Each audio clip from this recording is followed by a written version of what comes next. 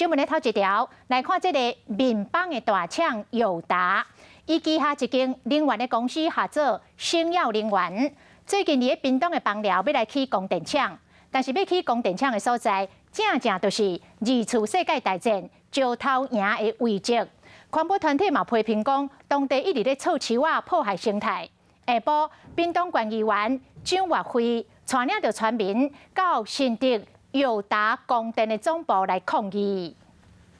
我们希望董事长能够就是放弃在枋寮石头营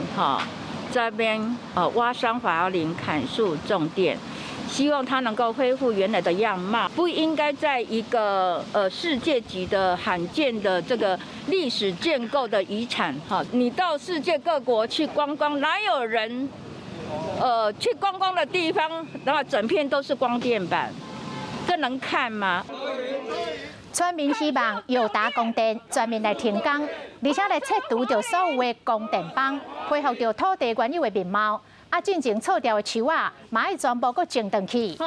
现场是由星耀能源公司的代表接下陈情书，议员嘛希望友达供电会当来理解到村民的想法，就此来停工。